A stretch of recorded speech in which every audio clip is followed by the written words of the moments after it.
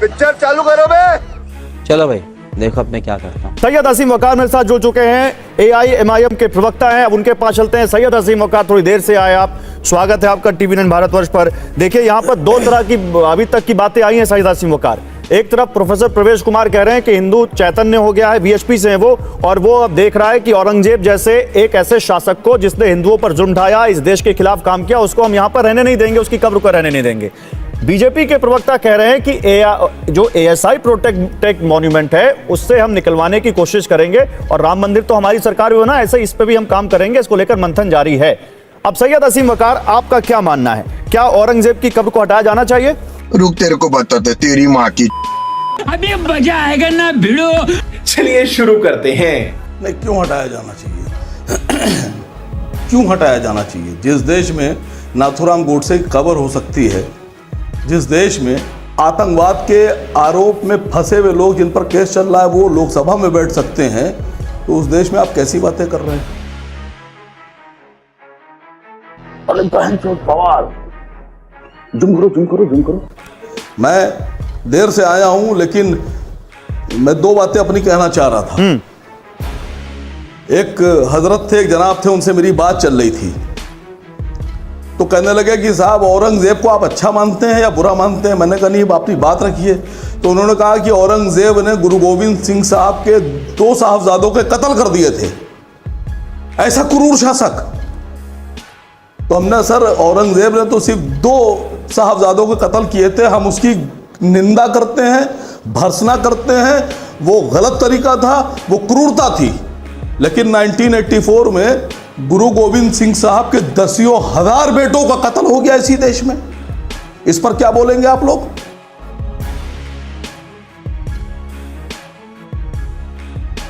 अरे बाप रे, ये तो धोती खोल रहा है। हमारे देश के ब्राह्मणों ने, ठाकुरों ने, अपर क्लास लोगों ने 84 में सिखों का नरसंहार कर दिया। क्या वो गुरु गोविंद सिंह साहब के बेटे नहीं थे? न जाने कितने सिख भाइयों को जिंदा जला दिया गया उनकी पगड़ियों में बांधकर। न जाने कितनी सिख बच्चों को बेवा कर दिया, बच्चों को यतीम कर दिया गया, औरतों को बेवा कर दिया गया 1984 में। क्या वो गुरु गोविंद सिंह साहब के बच्चे नहीं हैं वो सिख जिनकी हत्याएं हुई? 2 पर इतना बड़ा आप पहाड़ उठा रहे हैं, और 10,000 20,000 जो मारे गए थे, इन पे कौन बोलेगा? यह क्या तरीका बना रखा है आप लोगों ने? अरे देवा, ये गड़बड़ है बाबा। आप बता रहे हैं, बैठे हुए अभी मैं बात करता हूं इनसे कि शिवा, एक साहब कहने लगे मुझसे कि हिंदू हृदय सम्राट थे शिवाजी। अगर हिंदू हृदय सम्राट थे तो एक इतिहासकार है राम पुनियानी, उनको बुलाइए, उनसे बात कीजिए, वो बताएंगे कि ब्राह्मणों ने शिवाजी महाराज का राज्याभिषेक करने से इनकार कर दिया था। अगर हिंदू हृदय सम्राट थे तो ब्राह्मणों ने इनकार क्यों किया? थोड़ी मर्यादा रखिए।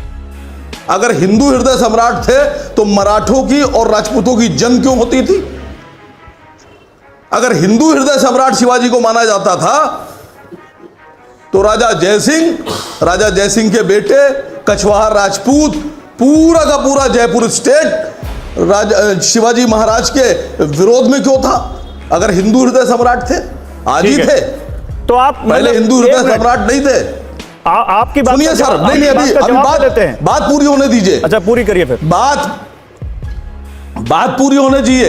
अगर शिवाजी महाराज और उनकी सेना को हिंदू हृदय सम्राट माना जाता है तो तानाजी के खिलाफ उदय भान सिंह राठौर अपनी सेना लेकर क्यों गए थे?